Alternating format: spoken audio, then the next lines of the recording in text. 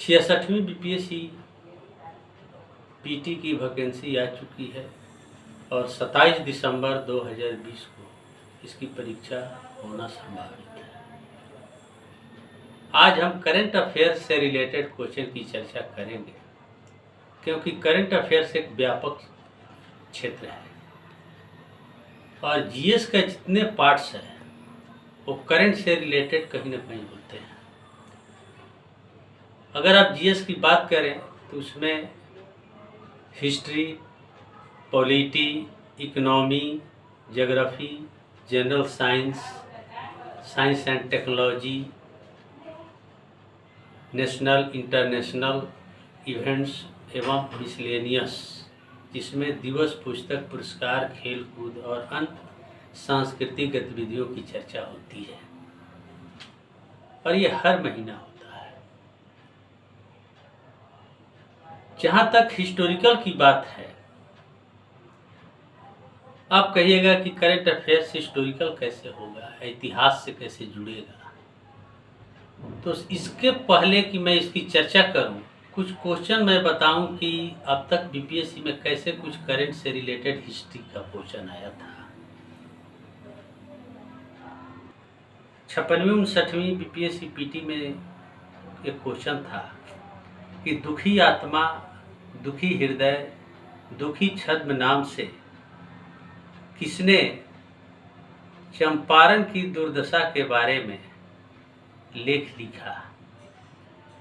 तो इसमें विकल्प में बहुत सारे विकल्प थे कि पंडित राजकुमार शुक्ल, पीर मोहम्मद मुनीस, सैतानंद सिन्हा, डॉक्टर राजेंद्र प्रसाद। अब बहुत कंफ्यूजन लोगों को हुआ था इस बात को लेकर,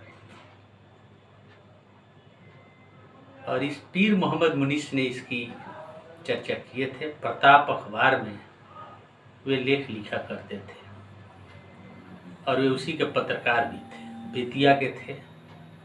तो उस समय 2 अक्टूबर 2014 को महात्मा गांधी की जयंती पर, जैसे हर साल होता है, गांधी की जयंती पर बहुत सारा चीज़ मैटर अखबारों में आते हैं।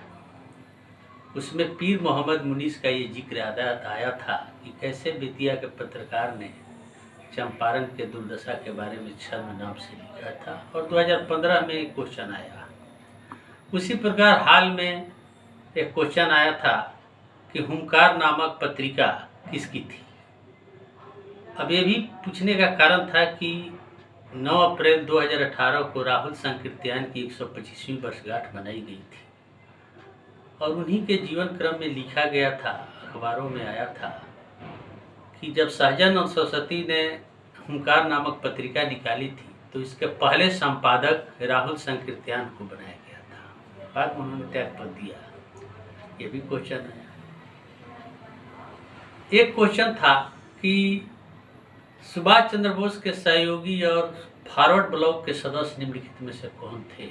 चंद्रमा सिंह, बैकुंठ शुक्ला और एक नाम था पंडित शीलभद्र याजी। अब बख्तियारपुर के ये रहने वाले थे, स्वतंत्रता सेनानी थे, स्वतंत्रता सेनानी संगठन की स्थापना किए थे और ये सुभाष चंद्र बोस के सहयोगी और फॉरवर्ड ब्लॉक के सदस्य थे। और चूंकि बिहार के मुख्यमंत्री नीतीश कुमार भी बख्तियारपुर में ही जन्म हुआ और इन्होंने इनकी प्रतिमा का अनावरण दिल्ली में किया था और दिल्ली में प्रतिमा का अनावरण किया और उसके ठीक 2 महीने के बाद बीपीएससी में जो एग्जाम हुआ उसमें एक क्वेश्चन पूछा गया था।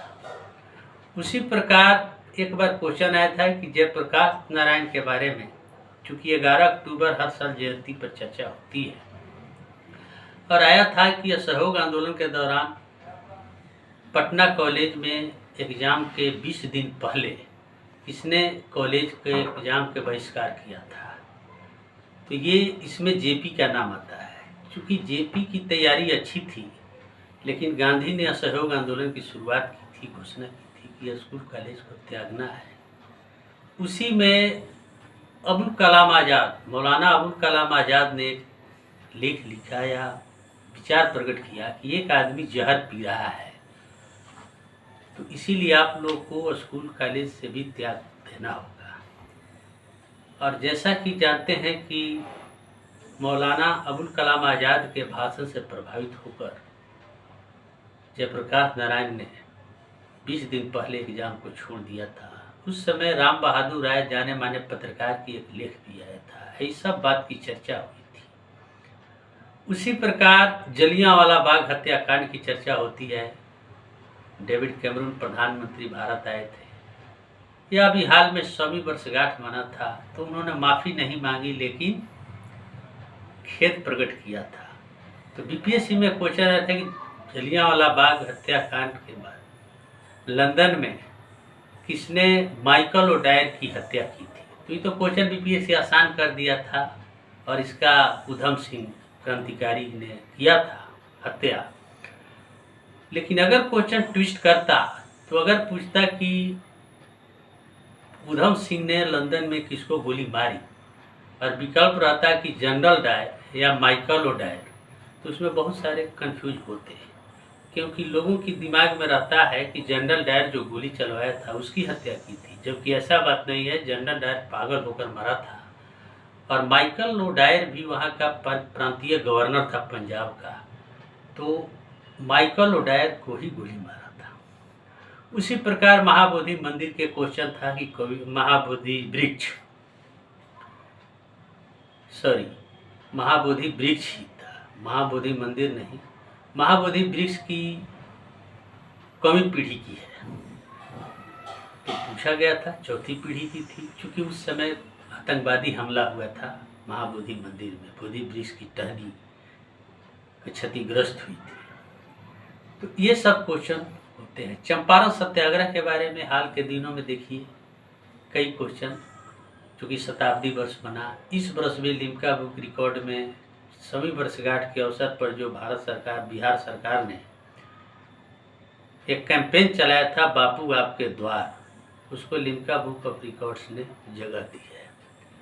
इस तरीके से हिस्ट्री के कई ऐसे क्वेश्चन आते हैं जो आम किताबों में नहीं मिलता है और कहीं न कहीं अखबारों में इसकी चर्चा होती है, तो इस पर ध्यान रखना जरूरी रहता है। अब जैसे बिहार दिवस है और बिहार 22 मार्च 2010 से बिहार दिवस की शुरुआत हुई। इसके पहले 1 अप्रैल को ही माना जाता था बिहार दिवस, लेकिन ठीक है कि 1 अप्रैल को विभाजन की औपचारिकता हुई, लेकिन इसकी अधिसूचना 22 मार्च 1912 को घोषित हुआ था और बिहार उड़ीसा के पहले lieutenant governor sir Charles Stuart Bailey के नाम की घोषणा हुई, जिसके नाम पर बेली रोड है, जो आज जवाहरलाल नेहरू के नाम पर जाना जाता है। अब ये जो क्वेश्चन पूछा जाता है कि 22 मार्च ही बिहार के दिवस क्यों मनाया जाता है, तो इसका जवाब यही होगा कि 22 मार्च 1912 को अलग बिहार उड़ीसा की अधिसूचना जारी करते हुए इसके प्रथम lieutenant governor sir Charles Stuart Bailey के नाम की घोषणा हुई और इसी बात को मुख्यमंत्री नीतीश कुमार ने राजगीर में कैबिनेट बैठक कर इसकी शुरुआत की घोषणा की थी कि 22 मार्च को ही बिहार दिवस मनाया जाएगा और इसीलिए 22 मार्च 2010 से बिहार दिवस की शुरुआत हुई। तो कहने का मतलब ये है कि बीपीएससी में बिहार से रिलेटेड या कोई भी हिस्ट्री का क्वेश्चन होता है वो कहीं ना कहीं करंट अफेयर से रिलेटेड होते हैं, तो बहुत सारे हैं। इसीलिए बिहार के जो भी पर्सनालिटीज हैं, चाहे जगजीवन राम हो, जयप्रकाश नारायण हो, राहुल संकीर्तन हो, सहजानंद सरस्वती हो, जगजीवन राम हो, भोला पासवान शास्त्री हो, गुरु गोविंद सिंह हो, इस सारे चीज पर हमेशा कुछ न कुछ आता है और जयंती रहता है तो जयंती पर आता है। तो अभी हाल में रघुवंश प्रसाद सिंह ने जिस तरीके से जो हाल में निधन हुआ, जिन्होंने महात्मा बुद्ध की भिक्षा पात्र का जिक्र किया कि जो काबुल में है उसको लाया जाए, इसलिए कल के डेट में क्वेश्चन हो सकता है। इसीलिए हिस्टोरिकल का मतलब यही होता है और इस पर आपको पैनी नजर पिछले साल भर के करंट अफेयर्स पर देखना होगा और इसके लिए बिहार के अखबार और बिहार के न्यूज़ बहुत इम्पोर्टेंट होते हैं, इस पर आपको पैनी नज़र रखनी है। अगले वीडियो में हम अगले वीडियो में हम polity, economy, geography, science tech, national international की चर्चा करेंगे, मिसलेनियस की, और कुल मिलाकर 2-3 वीडियो में सब बात बताएंगे। उसके बाद मेंस के बारे में चर्चा करेंगे कि मेंस में भी करंट अफेयर से कैसे रिलेटेड क्वेश्चन सब होते हैं। Thank you.